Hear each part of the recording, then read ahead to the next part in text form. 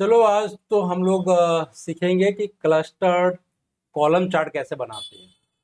अभी तक हम लोगों ने पढ़ लिया है कि स्टैक बार चार्ट कैसे बनाना है, स्टैक कॉलम चार्ट कैसे बनाना है, क्लस्टर्ड बार चार्ट कैसे बनाते हैं। ठीक है, अब ये फोर्थ है क्लस्टर्ड कॉलम चार्ट। ये क्या होता है, दोनों का क्लस्टर्ड बार चार्ट और क्लस्टर्ड कॉलम चार्ट में क्या डिफरेंसेस है। ठीक है, और कैसे इसको हम लोग बनाएंगे, ये चीज़ आज हम सीखेंगे इस सेशन में। ठीक है, सो आप भी इसको अच्छे से देखते रहो, साथ में प्रैक्टिस भी करना जरूरी है, क्योंकि प्रैक्टिस अगर आप नहीं करते हो तो फिर ज़्यादातर समझ में नहीं आएगी, क्योंकि ये प्रैक्टिस करने का चीज़ है, याद करने का चीज़ नहीं है। और हम कोशिश कर रहे हैं कि बहुत ही सरल भाषा में आपको समझाएं, एक एक ऑप्शंस आपको दिखाएं कि कैसे वो ऑप्शंस काम करता है। तो यहाँ पे है क्लस्टर्ड कॉलम चार्ट का डिफिनेशन कि क्या होता है। तो a clustered column chart is a type of column chart in Power BI where multiple subcategories values are displayed as a vertical bar side by side. ठीक है, तो जो क्लस्टर्ड बार चार्ट में था उसमें कैसे दिखता था, तो हॉरिजेंटली दिखता था, और यहाँ पे जो दिखेगा वो कैसे दिखेगा, वर्टिकली दिखेगा bars. Use it to compare multiple sub categories across different categories vertically. दोनों में डिफरेंसेस क्या है, क्लस्टर्ड कॉलम चार्ट और क्लस्टर्ड बार चार्ट में। तो ओरिएंटेशन यानी दिखता कैसे है, तो क्लस्टर्ड कॉलम चार्ट में वर्टिकल बार्स में दिखता है, यहाँ पे हॉरिजॉन्टल दिखता है। Based for time based and ordinal data, और यहाँ पे कैटेगरी बेस्ड और टेक्स्ट हेवी डेटा दोनों में, कि जो टाइम के अंतराल पे किस तरह से दिखेगा।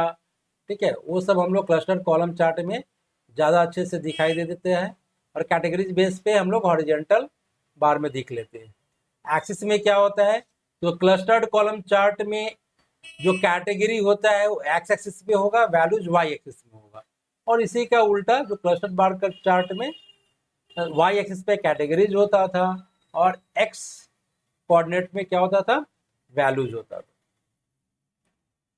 ये एक डमी डेटा है, सैंपल डेटा है, जिसके बेस पे हम लोग क्या करेंगे, जो चार्ट है उसको प्रिपेयर करेंगे। तो मेरा जो यहाँ पे कॉलम्स है, 3 कॉलम्स है, प्रोडक्ट कैटेगरी है, रीजन है, सेल्स है। ठीक है, प्रोडक्ट में जो कैटेगरी है वो है इलेक्ट्रॉनिक्स, फर्नीचर, क्लॉथिंग। रीजन है नॉर्थ साउथ। ठीक है, और जो टोटल सेल्स उस पर्टिकुलर रीजन में हुआ वो यहाँ पे दिया हुआ है। जब उसके बेस पे हम बनाएंगे अपना चार्ट, क्लस्टर्ड कॉलम चार्ट, तो इस तरीके से दिखेगा।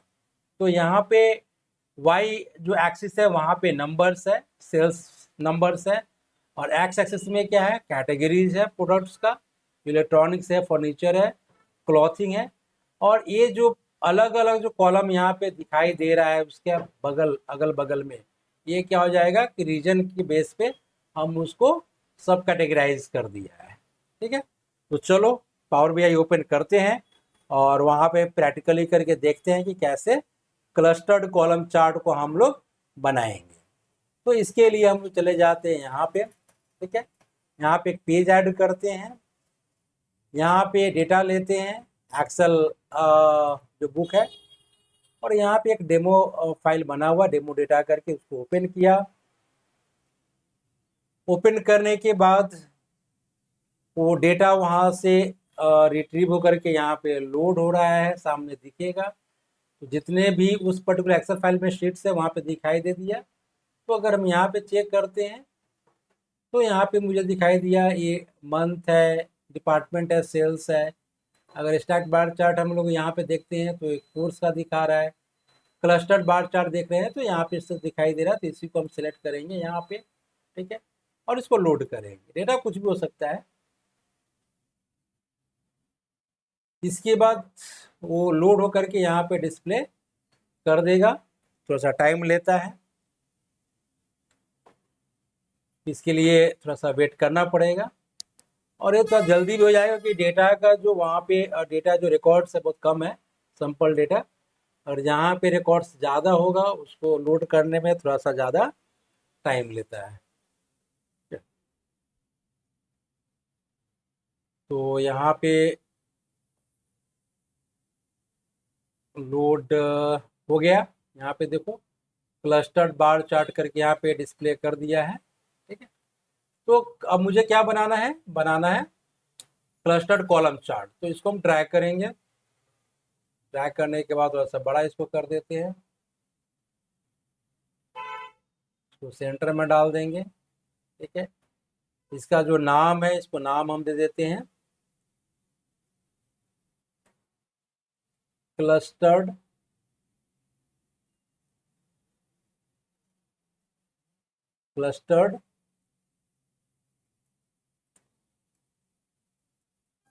Column chart. ठीक है, अब यहाँ पे क्या करेंगे कि ये जो वाई एक्सिस है इसमें हम डालेंगे जो नंबर्स फील्ड्स होगा। तो नंबर फील्ड्स क्या है, सेल्स है, इसको हम लोग वाई एक्सिस में डाल दिए। ठीक है, और एक्स एक्सिस में क्या डालेंगे, जो हमारा प्रोडक्ट कैटेगरीज। ठीक है, तो यहाँ पे डाल दिया, देखो यहाँ पे आ गया सेल्स वैल्यूज। और इसको कैटेगराइज करना है, तो किसके बेस पे कैटेगराइज करना है, रीजन के बेस पे मुझे देखना है। तो हम लोग क्या करेंगे, रीजन को, ठीक है, लीजेंड्स में लेकर के आ जाएंगे। यहाँ पे आ गए। अब यहाँ पे देखो वो सारा का सारा वैल्यूज यहाँ पे क्या कर रहा है, सेम दिखा रहा है। यहाँ पे नीचे आ गया आपका, ये काम करो, ये हो गया हमारा फर्नीचर नॉर्थ में।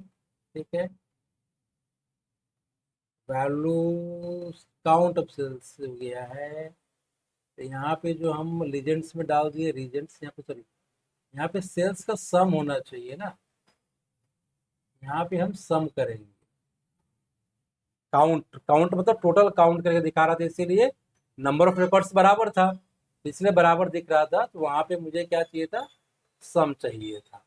ठीक है, तो सम यहाँ पे आ गया। अब यहाँ पे देखोगे तो जो आपका यहाँ पे जो सेल्स है, ठीक है, इलेक्ट्रॉनिक्स का यहाँ पे रीजन नॉर्थ में आपका दिखा रहा है, यहाँ पे दिखा रहा है साउथ में, यहाँ पे दिखा रहा है नॉर्थ, यहाँ पे साउथ, और यहाँ पे 3 दिखा रहा है क्योंकि एक ईस्ट में भी हमने सेल किया है, नॉर्थ में भी किया है और साउथ में भी किया है।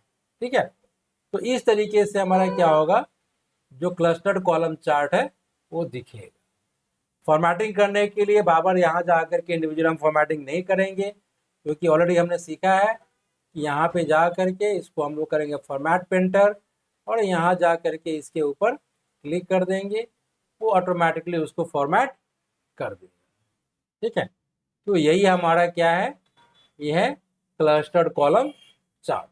बहुत ही सिंपल है। तो आज हम इसको यहीं पर रहने देते हैं। जब नेक्स्ट क्लास होगा, नेक्स्ट सेशन होगा, नेक्स्ट वीडियो में आप आइएगा, तो वहाँ पे फिर हम आगे जो भी चार्ट्स है उसको फिर हम लोग सीखेंगे कैसे बनाना है। ठीक है, और फिर इसको हम लोग यहाँ पे सेव कर दे रहे हैं ताकि मेरा ये परमानेंट यहाँ पे सेव